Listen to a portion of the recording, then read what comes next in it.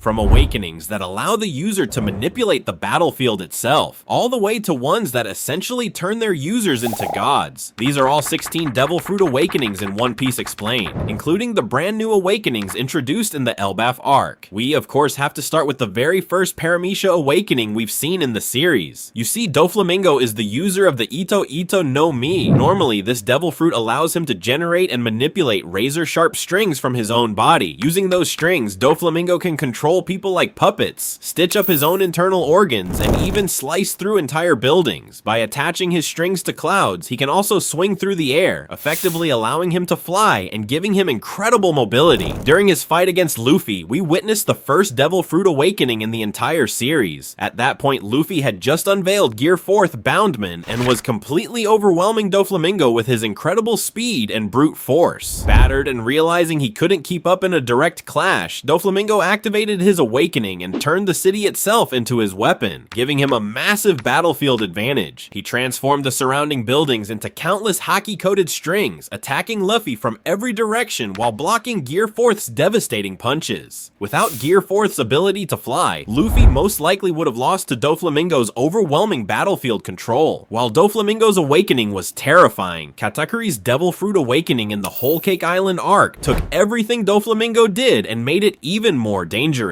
You see, Katakuri ate the Mochi Mochi no Mi. It is classified as a special Paramecia because it behaves almost like a Logia, allowing him to create, control, and even transform his own body into sticky, elastic mochi. Just like Doflamingo, Katakuri's awakening allows him to turn the surrounding environment into his element, transforming the floor, walls, and even the pillars of the mirror world into massive amounts of mochi. However, because mochi is naturally sticky, his awakening doesn't just damage opponents, it traps them. He can turn the battlefield into a sea of flowing mochi that makes escape nearly impossible, suffocate enemies within the dough, and even coat it with haki to launch devastating attacks. Katakuri then takes this seemingly simple ability to the next level by combining it with his future sight and incredible battle IQ. No matter where Luffy tried to dodge, Katakuri could predict his next move and have a haki-infused fist emerge from the nearest wall or floor exactly where Luffy was about to land. The next awakening on the list belongs to Law and his Ope Ope no Mi. This Paramecia type Devil Fruit allows its user to create a space known as a room. Inside this domain, Law gains near absolute control over everything within it, letting him slice targets from a distance, swap the positions of people and objects, manipulate them with telekinesis, and perform countless surgical techniques. However, opponents with overwhelmingly powerful haki, such as the Yonko, can resist many of his basic room abilities. Law first revealed his awakening during the raid on Onigashima while fighting Big Mom alongside Kid. Instead of creating a massive room around himself, Law's awakening allows him to generate a concentrated miniature room directly around an object, most notably his sword, Kikoku. This technique is known as K-Room. By coating his blade with K-Room, Law can phase it through his opponent's body without damaging the outside, then release devastating shockwaves directly inside their internal organs, bypassing conventional defenses. He can also use another awakened technique known as R-Room, creating a detached sphere that completely erases sound. During his fight with Big Mom, this prevented her from calling her homies for assistance. Law's awakening proved that even the toughest opponents in One Piece can be defeated if you can destroy them from the inside out. We also saw Kid's Devil Fruit awakening during his fight against Big Mom. Kid ate the Jiki Jiki no Mi. Normally, this Devil Fruit allows him to turn his own body into a powerful electromagnet, attracting and repelling nearby scrap metal to build giant mechanical arms, golems, or shields around himself. When he activates his awakening, he removes that limitation completely. Instead of making himself magnetic, Kid's awakening allows him to bestow magnetic properties onto other people and objects. He can then control the magnetic polarity of his targets, forcing the entire environment to react violently to them. During the battle between Kid, Law, and Big Mom, Kid's awakening turned Big Mom's massive size and incredible durability against her by pinning her down and crushing her with the surrounding environment. Using his technique, Assign, Kid places either an S or N magnetic polarity on anything he touches. He used this ability on Big Mom, and because opposite polarities attract each other with tremendous force, she was violently dragged backward and pinned against a massive metal structure, leaving her completely immobilized. Rather than making himself stronger, Kid's awakening weaponized everything around his opponent. Now it's time for our dear main protagonist's awakening. For the longest time, we all believed Luffy's Devil Fruit was just a simple Paramecia that turned his body into rubber. lore. For over 1,000 chapters, that seemed to be the truth. From the age of 7, Luffy spent over a decade training his seemingly ordinary rubber body, pushing it to its absolute limits. Through nothing but hard work and creativity, he turned a simple ability into a deadly fighting style, transforming ordinary punches into techniques like the Gum Gum pistol, rifle, Gatling, and eventually the gears. Using what everyone believed was just a rubber devil fruit, Luffy defeated powerful pirates, marines, warlords, and even a literal god. By the time he reached Wano, he had already been recognized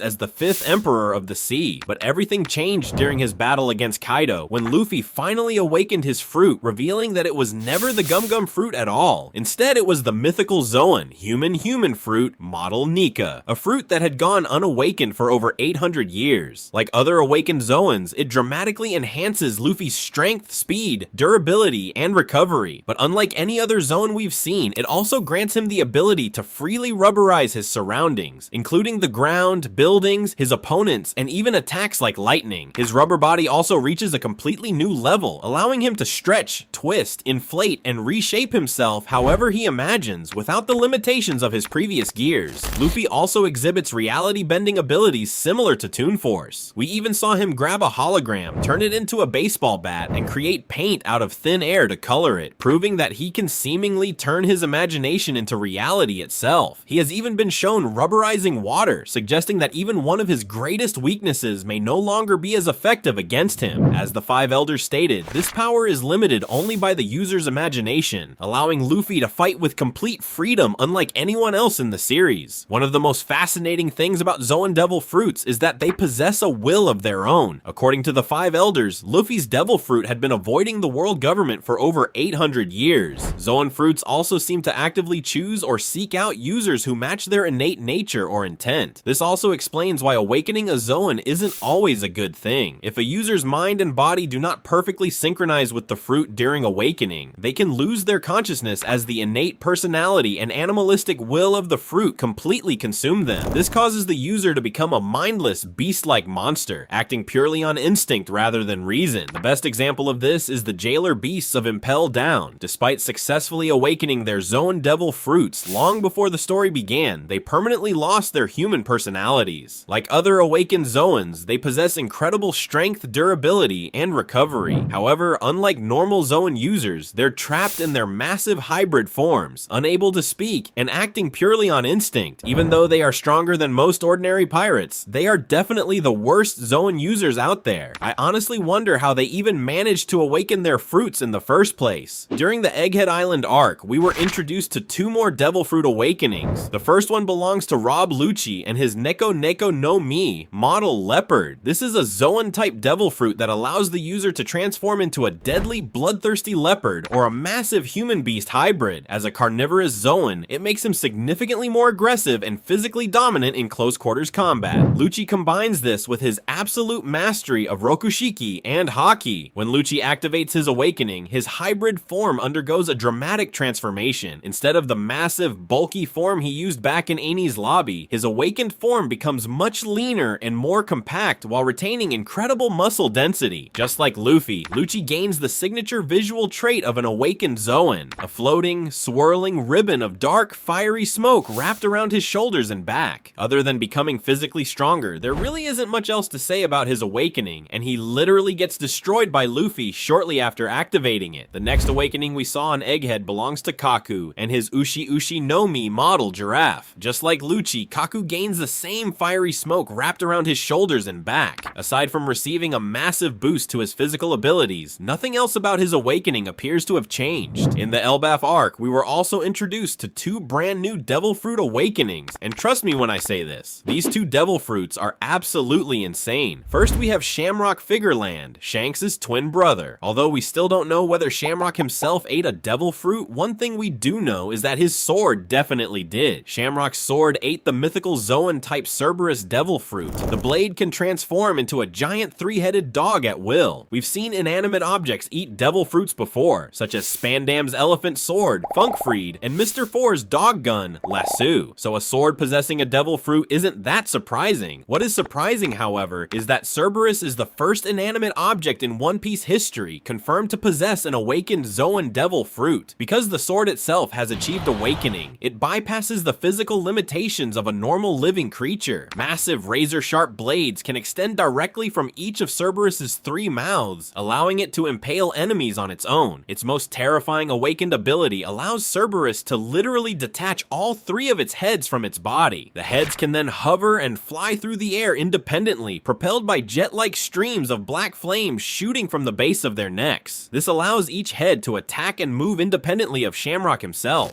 The very next devil fruit that appears to be awakened in the Elbaf arc belongs to Killingham. He ate the mythical zone type Ryu no Mi, Model Kirin, which grants him the ability to transform into a one-horned, long-necked Killen. Killingham also appears to have awakened this ability, as we can clearly see the signature ribbon of flaming smoke wrapped around his head and torso while transformed. And trust me, the ability of this devil fruit is absolutely insane. Killingham can force other people to fall asleep without even being near them, but putting people to sleep isn't the terrifying part. The real power of this devil fruit is that it can turn the greatest nightmares of sleeping individuals into reality. He used this ability on the giant children of Elbaf, bringing their worst fears to life as massive MMA monsters. These creatures aren't based on reality. They're shaped entirely by how the victim imagines them. If a child fears an evil version of Nika instead of the warrior of liberation we know, then that's exactly what appears. In chapter 1142, we saw the children of Elbaf reveal their greatest fears, including ghosts, Nidhogg, and even their own mothers. Moments later, those nightmares manifested as gigantic MMA monsters, even larger than the giants themselves. The fact that Killingham needs only a handful of sleeping victims to create an army of nightmares makes this one of the most terrifying Devil Fruit awakenings we've seen so far. The next 2 Devil Fruit awakenings are non-canon, so I'll keep these brief. In One Piece Stampede movie, we saw Douglas Bullet awaken the Gasha Gasha no Mi. This is a Paramecia type Devil Fruit that allows the user to dismantle and reassemble metal into massive weapons, machines, and mechanical constructs. Its awakening expands that power to an island-wide scale, allowing Bullet to weaponize the entire battlefield. Just imagine this Devil Fruit in the hands of someone like Frankie. The final awakening belongs to Guild Tesoro and his Goru Goru no Mi. This is another Paramecia type Devil Fruit that allows the user to telekinetically manipulate any gold they have touched, reshaping it into weapons, armor, or devastating attacks. Its awakening expands that control to an island-wide scale, allowing Tesoro to manipulate virtually every piece of gold across the entire island. And there we have it, all 16 Devil Fruit awakenings in One Piece explained. If you're also a fan of Demon Slayer, be sure to check out my other video where I created an alternate timeline in which the main trio were naturally born with the Demon Slayer mark.